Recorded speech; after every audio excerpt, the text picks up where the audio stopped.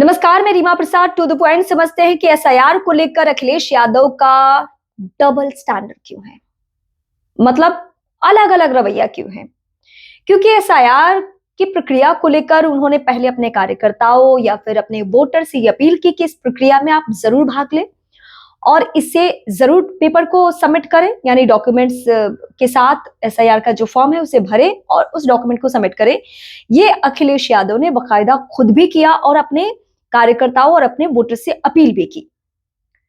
यहां तक कि जैसे चुनाव प्रचार गाड़ी चलती है, वैसे समाजवादी पार्टी की तरफ से अखिलेश यादव के निर्देश के आधार पर वैसे गाड़ियों का मूवमेंट यूपी के अलग अलग इलाकों में हो रहा है, जहां पे ये देखा जा रहा है कि एसआईआर के प्रति जागरूक कर रहे हैं अखिलेश यादव कि लोगों के नाम न कट जाए वोटर लिस्ट से।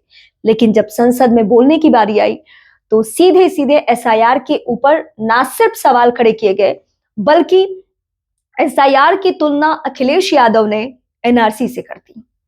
वो एनआरसी जिसको लेकर मुस्लिमों में बहुत अफवाह रहा और सड़कों पर वो सीधे उतर गए। एनआरसी को लेकर बहुत देश में बवाल मचा, बहुत उबाल रहा।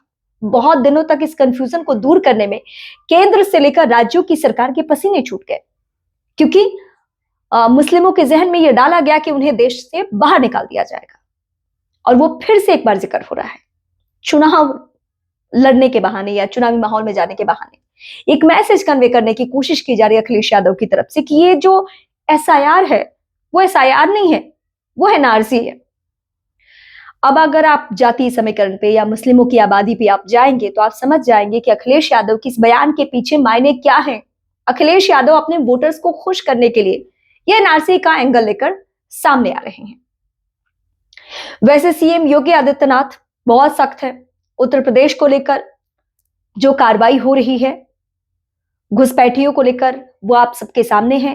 एसआईआर की प्रक्रिया भी यूपी जैसे बड़े प्रदेश में इसलिए अभी से जारी है क्योंकि यूपी बहुत बड़ा राज्य, देश का सबसे बड़ा राज्य। 2027 में वहां चुनाव होना है, लेकिन क्योंकि समय लगेगा और यूपी को लेकर भी यही सवाल उठता जो कि बिहार को लेकर उठा कि एंड मूवमेंट में क्यों। तो यूपी को ज्यादा समय मिले, एसआईआर की प्रक्रिया बहुत सही तरीके से हो जाए, बीएलओ के ऊपर बहुत प्रेशर ना बने, जो कि विपक्षी पार्टियों ने अलग अलग जगहों से जो रिपोर्ट्स या जो वीडियोस आए उसके आधार पर यह कहा जा सकता है कि बहुत परेशानी में है बीएलओ।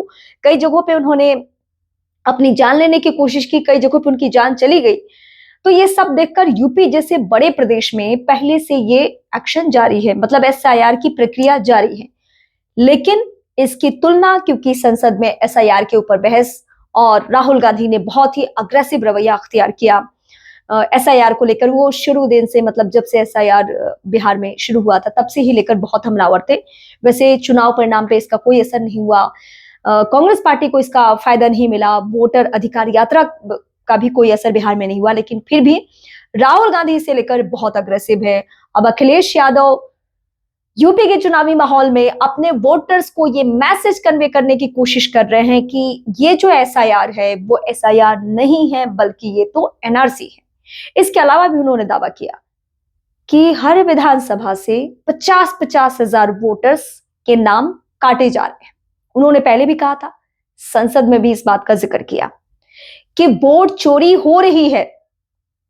अब यहां पे बहुत ही कंफ्यूजन क्रिएट हो रहा है कि एक तरफ अखिलेश यादव बाकायदा अपनी पार्टी कार्यकर्ताओं के जरिए, चुनाव प्रचार गाड़ी के जरिए एक जागरूकता फैलाने की कोशिश कर रहे हैं कि हर आदमी, हर व्यक्ति जो यूपी का वोटर है उसका नाम ना कटे, इसके लिए वो एसआईआर फॉर्म भरे और वो कहाँ का रहने वाला है, कहाँ उसका बूथ है, ये सारी जानकारी देकर वो जरूर अपने वोटर आई कार्ड को बनवाए, अपडेट करे, अपग्रेड करे।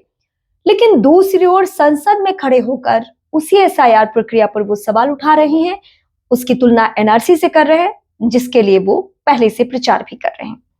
तो ये चुनाव जीतने की स्ट्रैटेजी है, अपने वोटर्स को एक मैसेज देने की स्ट्रैटेजी है, लेकिन 2027 में आने वाले चुनाव पर इसका क्या असर होने वाला है ये तो वक्त तय करेगा। लेकिन अभी से अखिलेश यादव तय नहीं कर पा रहे कि उनको राहुल गांधी के ट्रैक पे जाना है, उस ट्रैक पे जहां से तेजस्वी जाकर फिसलकर गिर चुके हैं, या फिर यूपी जैसे प्रदेश में जो अलग मूड मिजाज का प्रदेश माना जाता है और राजनीतिक तौर पे वो भी बहुत परिपक्व प्रदेश माना जाता है, अगर वो वहां पे कोई और प्रयोग करते हैं तो उसका क्या परिणाम हो सकता है, ये अखिलेश यादव अभी से शायद भांपने में उन्हें मुश्किल, क्योंकि पिछले दिनों का एक वाकया मैं याद दिलाती हूँ आप सभी को। एक प्रेस ब्रीफिंग के दौरान बिहार चुनाव परिणाम को देखते हुए और आरजेडी के हश्र को देखते हुए उन्होंने कहा कि जिस तरीके से आरजेडी समर्थकों ने गाने बनाए और उन गानों का बहुत बुरा असर हुआ, तो मैं समर्थकों से अपील करना चाहता हूं कि प्लीज इस तरीके से कोई गाने ना बनाए, और मैं मीडिया कर्मियों से अपील करना चाहता हूं कि किसी और के गाने को मेरे नाम पे थोपे नहीं। ये अखिलेश यादव का कहना था। मतलब वो यहां से क्लियर है कि वो तेजस्वी की राह से अलग राह अपनाना चाहते हैं बिहार चुनाव परिणाम को देखकर। लेकिन एसआईआर के मुद्दे पर क्या वो मजबूरी में बोल रहे हैं कि एक तरफ वो सदन के बाहर, संसद के बाहर वो एसआईआर को सपोर्ट भी कर रहे हैं इनडायरेक्टली, और संसद में सवाल भी उठा रहे हैं। तो यहीं से विपक्ष कंफ्यूज होता हुआ दिख रहा है कि एसआईआर पे सवाल उठाना है, एसआईआर पे सवाल नहीं उठाना है। इस कंफ्यूजन में ही जो विपक्षी खेमा है वो बिखरते भी जा रहा है, क्योंकि ममता बनर्जी की अलग स्ट्रैटेजी है, तेजस्वी की अलग है, राहुल गांधी की स्ट्रैटेजी अलग है, और इन सब में पब्लिक को समझ में नहीं आ रहा है, खासकर विपक्षी पार्टियों के वोटर्स को नहीं समझ में आ रहा है कि करना क्या है। तो फिलहाल इस वीडियो में इतना ही, क्योंकि आप भी अखिलेश यादव को चुनावी प्रदेश यूपी को देख रहे हैं कि वहां पे क्या चल रहा है। संसद में चूंकि एसआईआर के मुद्दे पर भाषण जारी था, तो उसमें इस पहलू पे बातचीत की गई।